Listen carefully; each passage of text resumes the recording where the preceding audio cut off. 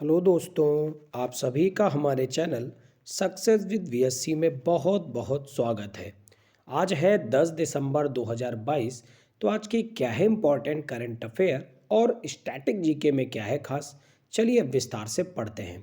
सबसे पहले तो आप सभी को पता है आज है 10 दिसंबर यानी मानवाधिकार दिवस। चलिए शुरू करेंगे आज की पहली इम्पोर्टेंट न्यूज़ के साथ। तो पहली न्यूज़ है भारत के 77वें ग्रैंड मास्टर बने हैं और इनका नाम है आदित्य मित्तल। तो आदित्य मित्तल स्पेन में चल रहे एक टूर्नामेंट के दौरान भारत के 77वें शतरंज ग्रैंड मास्टर बने हैं। तो मुंबई के 16 वर्ष के खिलाड़ी हैं ये। ग्रैंड मास्टर बनने के लिए जरूरी 3 मापदंड पहले ही हासिल कर लिए थे और स्पेन में चल रहे एलो ब्रेगेट ओपन टूर्नामेंट के छठे दौर के दौरान उन्होंने 2500 ईएलओ अंक का आंकड़ा पार कर लिया है और स्पेन के शीर्ष खिलाड़ी फ्रांसिस्को वेलेंजो पोन्स के खिलाफ मुकाबला ड्रा खेलकर यह उपलब्धि हासिल करी है। ग्रैंड मास्टर बनने के लिए खिलाड़ी को 3 ग्रैंड मास्टर मानदंड को हासिल करने के अलावा लाइव रेटिंग में 2500 ईएलओ अंक को हासिल करने की जरूरत होती है, जो कि पूरा किया था आदित्य मित्तल ने। तो ये बने हैं भारत के 77वें ग्रैंड मास्टर। बहुत इंपॉर्टेंट न्यूज़ है आपके लिए, क्योंकि आजकल एग्जाम में पूछ दिया जाता है कि भारत के इस नंबर के ग्रैंड मास्टर कौन है। चलिए कमेंट कॉलम में बताइए, भारत के सबसे पहले ग्रैंड मास्टर कौन थे, किस एक ईयर में सबसे पहले ग्रैंड मास्टर बने थे। आपको पता है चेस का खेल होता है, उसी में ग्रैंड मास्टर बनता है। तो ये बताइए 76वें ग्रैंड मास्टर कौन थे। इसके अलावा आदित्य मित्तल जो हैं किस एक राज्य से बिलोंग करते हैं। इन सारे क्वेश्चंस के आंसर जल्दी से कमेंट कॉलम में आप दीजिए। इसके अलावा अगर मैं कुछ क्वेश्चंस आपसे पूछूं, तो बात हुई है अपॉइंटमेंट की। तो यहाँ पर आप ये बताइए कि हमारे देश में एक सबसे बड़ा संस्थान है जिसका नाम है बीसीसीआई, जो कि क्रिकेट को कंट्रोल करता है भारत के। तो बीसीसीआई जो है इसके वर्तमान में प्रमुख कौन है, आप कमेंट कॉलम में बताइए। इसके अलावा आपको पता है कल ही ओएनजीसी के नए प्रमुख बने थे, उनका नाम क्या है। ओएनजीसी यानी oil and natural gas corporation limited, क्या है उनका नाम, कमेंट कॉलम में आंसर करिए। बढ़ते फिलहाल अगली न्यूज़ की तरफ। अगली न्यूज़ है एक और अपॉइंटमेंट से, वो है नाबार्ड से। नाबार्ड यानी national bank for agriculture and rural development, यानी भारत में एग्रीकल्चर और रूरल डेवलपमेंट को देखने के लिए जो ऋण पास किया जाता है, ये नाबार्ड के द्वारा पास किया जाता है। किस एक समिति की सिफारिश पर नाबार्ड की स्थापना 1982 में करी गई थी, जल्दी से कमेंट कॉलम में बताइए। तो न्यूज़ ये है कि नाबार्ड के नए अध्यक्ष बने हैं, इनका नाम है केवी साजी। तो केवी साजी को राष्ट्रीय कृषि और ग्रामीण विकास बैंक यानी नाबार्ड का नया अध्यक्ष बनाया गया है। इन्होंने पूर्व में 21 मई 2022 तक नाबार्ड के उप प्रबंध निदेशक के रूप में भी कार्य किया है और अहमदाबाद में भारतीय प्रबंधन संस्थान से सार्वजनिक नीति में पीजीडीएम के साथ कृषि स्नातक भी प्राप्त है। इन्होंने केनरा बैंक में विभिन्न भूमिकाओं में 26 वर्ष बिताए हैं। केनरा बैंक के कारपोरेट कार्यालय में वे रणनीति, योजना और व्यवसाय विकास के प्रभारी भी थे। उम्मीद करता हूं ये न्यूज़ भी आपको क्लियर हो गई होगी। तो चलिए कमेंट कॉलम में ये बताइए केनरा बैंक के वर्तमान में अध्यक्ष कौन है और केनरा बैंक की टैगलाइन क्या है। आपको पता है भारत में कितने प्रकार की बैंकें होती हैं। सरकारी बैंकें होती हैं, प्राइवेट बैंकें होती हैं और डेवलपमेंट बैंकें होती हैं। उन्हीं डेवलपमेंट बैंकों में से एक है नाबार्ड, जो जनता को डायरेक्ट लोन नहीं देती है, यानी जनता से डायरेक्ट डीलिंग नहीं करती है। याद रखिएगा, सरकारी बैंक और प्राइवेट बैंकों का काम होता है जनता से डायरेक्ट डीलिंग करना, जबकि डेवलपमेंट बैंक का काम होता है छोटी छोटी बैंकों के साथ डीलिंग करना। उम्मीद करता हूँ आज की दूसरी न्यूज़ आपको क्लियर हो गई होगी। तो चलिए कमेंट कॉलम में कुछ आंसर दीजिए। ये बताइए भारत में कितनी पेमेंट बैंक के वर्तमान में है। इसके अलावा ये भी बताइए भारत में स्मॉल फाइनेंस बैंकें कितनी हैं। बढ़ते फिलहाल अगली न्यूज़ की तरफ। अगली न्यूज़ है अंतर्राष्ट्रीय भ्रष्टाचार विरोधी दिवस, जो कि 9 दिसंबर को मनाते हैं। तो भ्रष्टाचार स्वास्थ्य, शिक्षा, न्याय, लोकतंत्र, समृद्धि और विकास को कैसे प्रभावित करता है, इसे उजागर करने के लिए हर वर्ष 9 दिसंबर को अंतर्राष्ट्रीय भ्रष्टाचार विरोधी दिवस मनाया जाता है। सबसे इम्पॉर्टेंट होती है किसी भी डे की थीम। तो अंतर्राष्ट्रीय भ्रष्टाचार विरोधी दिवस 2022 की थीम रही है UNCAC at 20 uniting the world against corruption. फिर से सुनिए, UNCAC at 20 uniting the world against corruption. UNGA ने 2005 में 9 दिसंबर को अंतर्राष्ट्रीय भ्रष्टाचार विरोधी दिवस के रूप में नामित किया था। यूएनजीए क्या है? तो यूनाइटेड नेशंस गवर्नमेंटल एसोसिएशन। ये बताइए कि यूनाइटेड नेशन गवर्नमेंटल एसोसिएशन या असेंबली, इसका हेडक्वार्टर कहाँ पर पड़ता है? कमेंट कॉलम में बताइए। इसके अलावा भी आप यहाँ पर बात हुई है इंपॉर्टेंट डे से, तो कुछ इंपॉर्टेंट डे ये बताइए कि 2 फरवरी को कौन सा इंपॉर्टेंट डे मनाया जाता है। अच्छा, उसी डे को लेकर रामसर कन्वेंशन हुई थी, मैंने आपको हिंट दे दी है। आप कमेंट कॉलम में बताइए कि कौन सा डे मनाया जाता है। 5 जून को कौन सा बहुत ही खास डे मनाया जाता है, ये भी आप कमेंट कॉलम में बताइए। अच्छा, एक और क्वेश्चन ये बताइए कि 21 जून को जो योगा डे मनाते हैं, 2022 में योगा डे की थीम क्या रही थी? और ये भी बताइए 22 मार्च को जो जल दिवस मनाते हैं, इस जल दिवस 2022 की थीम क्या रही थी? कमेंट कॉलम में सारे क्वेश्चन के आंसर दीजिए। बढ़ते हैं अगली न्यूज़ की तरफ। अगली न्यूज़ है, दुनिया की सबसे मजबूत पासपोर्ट लिस्ट 2022 में भारत पहुंच गया है 87वें स्थान पर।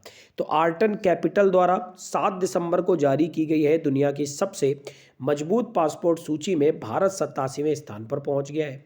फर्स्ट स्थान पर है इसमें यूनाइटेड अरब अमीरात, इसके बाद जर्मनी है, स्वीडन है, फिनलैंड है, लग्जमबर्ग है, स्पेन है और फ्रांस है। अफगानिस्तान का पासपोर्ट इसमें सबसे खराब रहा है, यानी अंतिम रैंकिंग पर। पाकिस्तान 94 नंबर पर रहा है। अमीराती पासपोर्ट धारक बिना वीज़ा के 121 देशों में प्रवेश कर सकते हैं और 59 राज्यों में आगमन पर वीज़ा प्राप्त कर सकते हैं। उम्मीद करता हूँ ये न्यूज़ भी आपको क्लियर हो गई होगी। अच्छा, ये बताइए कि हेल्ले पासपोर्ट इंडेक्स जो है, जिसमें ये बताया जाता है पासपोर्ट की रैंकिंग, उसमें भारत की रैंकिंग क्या रही थी 2022 के अंदर? ये आप कमेंट कॉलम में बताइए, क्योंकि ये तो आर्ट एंड कैपिटल की थी, तो हेल्ले पासपोर्ट में भारत की रैंकिंग क्या थी, ये आप कमेंट कॉलम में बताइए।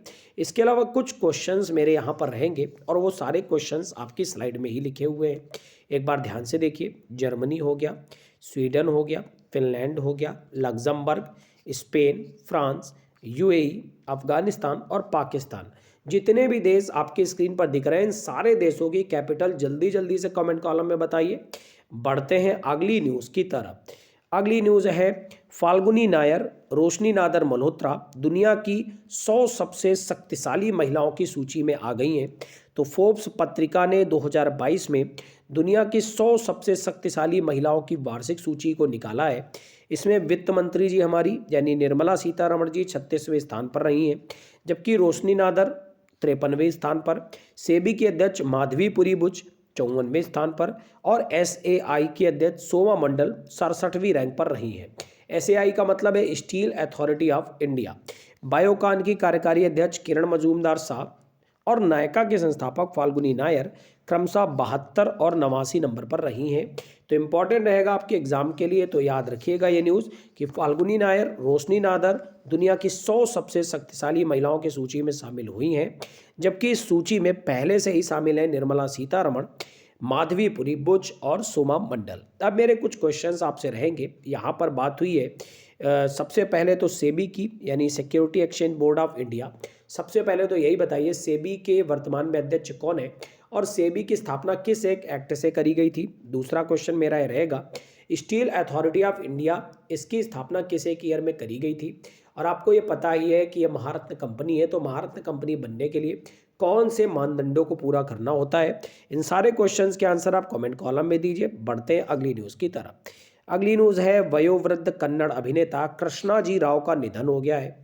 तो वयोवृद्ध कन्नड़ अभिनेता हैं कृष्णाजी राव, जिनको केजीएफ मूवी के लिए जाना जाता था। आपको याद होगा इसी वर्ष केजीएफ मूवी आई थी, उसमें इन्होंने एक छोटा सा किरदार निभाया था। इन्हीं का निधन हो गया है। तो कृष्णाजी राव ने नैनो नारायणप्पा नामक एक आगामी कन्नड़ फिल्म में मुख्य भूमिका निभाई थी। तो याद रखिएगा, ये नाम बहुत ही इंपॉर्टेंट है। बहुत ही सुपरस्टार बड़े बड़े इस साल इस दुनिया को छोड़कर चले गए हैं, तो उसका मैंने एक वीडियो बना रखा है, आप जाकर के मेरी प्लेलिस्ट में सर्च कर सकते हैं उस वीडियो को, आपको वीडियो मिल जाएगा और उस वीडियो को आप देख सकते हैं, क्योंकि आपके एग्जाम में बहुत ही ज़्यादा इंपॉर्टेंट है। बढ़ते हैं अगली न्यूज़ की तरफ। अगली न्यूज़ है, चेन्नई मेट्रो की कनेक्टिविटी में सुधार के लिए एडीबी ने 780 मिलियन ऋण को मंजूरी दी है। एडीबी यानी एशियन डेवलपमेंट बैंक। तो एशियन डेवलपमेंट बैंक ने चेन्नई की मेट्रो रेल के लिए नई लाइनें बनाने, बस और फीडर सेवाओं के साथ नेटवर्क की कनेक्टिविटी सुधार के लिए $780 मिलियन के वित्त पोषण को मंजूरी दी है, यह परियोजना सोलिंग नल्लूर से राज्य उद्योग संवर्धन निगम के बीच 10.1 किलोमीटर के एलिवेटेड सेक्शन का निर्माण करेगी। अगर हम बात करें यहाँ पर एडीबी की, तो इसकी स्थापना 1966 में हुई थी। इसका मुख्यालय है मनीला, फिलीपींस में। अच्छा, काम क्या है एडीबी का? तो एशियाई विकास बैंक एक क्षेत्रीय विकास बैंक है जो सामाजिक और आर्थिक विकास को बढ़ावा देता है। एडीबी को विश्व बैंक की तर्ज पर तैयार किया गया था और इसकी एक समान भारित मतदान प्रणाली है जहां वोट सदस्यों की पूंजी सदस्यता के अनुपात में वितरित किए जाते हैं। इसमें वर्तमान में 68 देश सदस्य हैं। इसका मुख्यालय है मनीला, फिलीपींस में। इसकी स्थापना हुई थी 1966-67 के अंदर और इसके अध्यक्ष का नाम है मात्सुको अत्सुकावा। अब मेरे कुछ क्वेश्चंस के आंसर दीजिए। यहाँ पर संगठन से बात हुई है, तो संगठन का एक वीडियो मैं आपको सक्सेस सीरीज पार्ट में करा भी चुका हूँ। जिस किसी ने नहीं देखा है पहले तो उससे कहूँगा मैं आप देख कर आइए। अब मैं आपसे कुछ क्वेश्चंस पूछता हूँ, ये सोचते हुए कि आपको आते होंगे। आप कमेंट कॉलम में तुरंत आंसर दीजिए। यूनिसेफ का हेडक्वार्टर कहाँ पड़ता है? इसके अलावा यूनेस्को का हेडक्वार्टर कहाँ पड़ता है? WHO का हेडक्वार्टर कहाँ पड़ता है? WTO का हेडक्वार्टर कहाँ पड़ता है?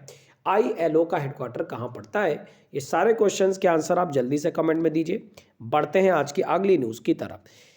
अगली न्यूज़ है, ऑक्सफैम इंडिया ने जारी की है India inequality report 2022 digital divide. तो ऑक्सफैम इंडिया ने भारत असमानता रिपोर्ट 2022 डिजिटल डिवाइड जारी की है और इस रिपोर्ट में ये बताया गया है कि 2021 में 61% पुरुषों और 31% महिलाओं के पास मोबाइल फ़ोन था। भारत में इंटरनेट इस्तेमाल करने वालों में महिलाओं की संख्या महज 1/3 है। पुरुषों की तुलना में 15% कम महिलाओं के पास मोबाइल फ़ोन है और 33% कम मोबाइल इंटरनेट सेवाओं का उपयोग करती हैं। तो ये रिपोर्ट आपके लिए इंपॉर्टेंट रहेगी। तो आज की दोनों रिपोर्ट, पहली इंडिया इनइक्वालिटी रिपोर्ट और दूसरी जो भी आर्ट एंड कैपिटल की पासपोर्ट इंडेक्स थी, ये दोनों न्यूज़ आप याद रखिएगा क्योंकि दोनों आपके एग्जाम के लिए बहुत ज़्यादा इंपॉर्टेंट हैं। तो बढ़ते हैं फिलहाल अगली न्यूज़ की तरफ, लेकिन उससे पहले कुछ क्वेश्चंस ये बताइए, HDI रैंकिंग को किस एक संगठन के द्वारा जारी किया जाता है? आप कमेंट कॉलम में बताइए। जिसने भी नहीं देखा है रैंकिंग वाला मेरा वीडियो, वो जा करके देख सकता है। बढ़ते अगली न्यूज़ की तरफ। अगली न्यूज़ है, भारत के green house in the box startup खेती ने जीता है 2022 का अर्थसाट पुरस्कार। तो दिसंबर 2022 में बोस्टन, संयुक्त राज्य अमेरिका में Prince of Wales, Prince Williamson द्वारा घोषित 5 विजेताओं में भारत का green house in the box खेती शामिल था। इम्पॉर्टेंट रहेगा, यह अर्थसाट पुरस्कार का दूसरा संस्करण था जिसे इको ऑस्कर भी कहा जाता है। Green house in the box का उद्देश्य लागत कम करना और पैदावार बढ़ाना है जो इन किसानों की आजीविका की रक्षा करने में मदद करेगा। इम्पॉर्टेंट रहेगा, आप इस पॉइंट को जरूर पढ़ लीजिएगा। बढ़ते हैं इस वीडियो के सबसे इंटरेस्टिंग पार्ट की तरफ जो कि है स्टैटिक जीके का रिवीजन। तो स्टैटिक जीके में आज 101 नंबर से 110 क्वेश्चन तक डिस्कस करेंगे। तो चलिए बढ़ते हैं बिना किसी देरी के। सबसे पहला पॉइंट है, हरियाणा का क्षेत्रफल कितने वर्ग किलोमीटर है? तो 44,212 वर्ग किलोमीटर है। फिर हरियाणा के पहले मुख्यमंत्री कौन थे? तो इनका नाम था पंडित भगवंत दयाल शर्मा। तो कमेंट कॉलम में बताइए वर्तमान में हरियाणा के मुख्यमंत्री कौन है। इसके अलावा हरियाणा के वर्तमान में राज्यपाल कौन है? ये दोनों क्वेश्चंस के आंसर आप दीजिए। बढ़ते हैं आगे। किस देश की स्थल सीमा सर्वाधिक देशों के साथ लगती है? तो ये चाइना के साथ। कितने देशों के साथ लगती है ये आप कमेंट कॉलम में बताइए। फिर बैरोमीटर के पठन में तेजी से गिरावट किस बात का सूचक है? तूफान का सूचक है। भारतीय मरुस्थल का क्या नाम है? तो थार मरुस्थल नाम है। कमेंट कॉलम में ये बताइए सहारा मरुस्थल किस एक महाद्वीप में पड़ता है? फिर काजीरंगा राष्ट्रीय अभ्यारण्य किस राज्य में स्थित है? तो याद रखिएगा असम में। आपको याद होगा असम में ही काजीरंगा है, मानस है, नेमेरी है, उरंग है, डिब्रू सैखोवा है। ये सारे नेशनल पार्क है जिसमें से डिब्रू सैखोवा भारत का सबसे नया नेशनल पार्क भी है। उम्मीद करता हूँ वो वीडियो आपने देखा होगा जहाँ पर मैंने सारे नेशनल पार्क को डिस्कस किया है। बढ़ते हैं आखिरी स्लाइड की तरफ। फिर है, पृथ्वी अपनी धुरी पर किस दिशा में घूमती है? तो याद रखिएगा पश्चिम से पूर्व घूमती है। कुछ लोगों को ये आइडिया रहता है पूर्व से पश्चिम, तो ऐसा बिल्कुल नहीं है, पश्चिम से पूर्व घूमती है। उज्जैन किस नदी के किनारे बसा है? तो क्षिप्रा नदी के किनारे बसा है। कौन सी धातु बिजली की सबसे अधिक सुचालक है? तो चांदी है। गोबर गैस में मुख्यतः क्या पाया जाता है? तो मीथेन पाया जाता है, यानी CH4। उम्मीद करता हूँ आज की सारी न्यूज़ आपको अच्छे से क्लियर हो गई होगी। बढ़ते हैं इस वीडियो के सबसे इंटरेस्टिंग पार्ट की तरफ, क्विक रिवीजन। तो सबसे पहला पॉइंट पढ़ा, आदित्य मित्तल जो कि भारत के 77वें ग्रैंड मास्टर बने। शाही साजी केवी नाबार्ड के नए अध्यक्ष बने। अंतर्राष्ट्रीय भ्रष्टाचार विरोधी दिवस 9 दिसंबर को मनाते हैं। दुनिया की सबसे मजबूत पासपोर्ट लिस्ट 2022 में भारत 87वें नंबर पर रहा है, जिसे आर्टन कैपिटल द्वारा निकाला गया है। फाल्गुनी नायर, रोशनी नादर मल्होत्रा, निर्मला सीतारमण जी समेत दुनिया की 100 सबसे शक्तिशाली महिलाओं में शामिल हुई हैं। वयोवृद्ध कन्नड़ अभिनेता कृष्णाजी राव का निधन हो गया है। चेन्नई मेट्रो की कनेक्टिविटी में सुधार के लिए एडीबी ने $780 मिलियन ऋण को मंजूरी दी है। इसके बाद हम लोगों ने पढ़ा, ऑक्सफैम इंडिया ने जारी की है इंडिया इनइक्वालिटी रिपोर्ट 2022।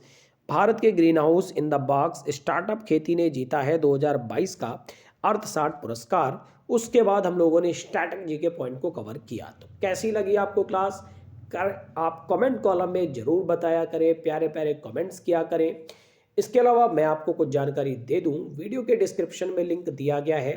पहला लिंक है जो कि प्लेलिस्ट का, सक्सेस सीरीज़ की प्लेलिस्ट का लिंक है। वहाँ से जा करके एक एक वीडियो को आप अच्छे से देखकर अपनी पढ़ाई को और भी अच्छा बना सकते हैं। इसके अलावा इसी चैनल के माध्यम से रोज़ सुबह 6 बजे करंट अफेयर की क्लास, शाम को 5:30 पर स्टैटिक जीके की वन लाइनर 5000 प्लस क्वेश्चंस की क्लास और अल्टरनेट डेज में जीएस की डिटेल क्लास कराई जाती है।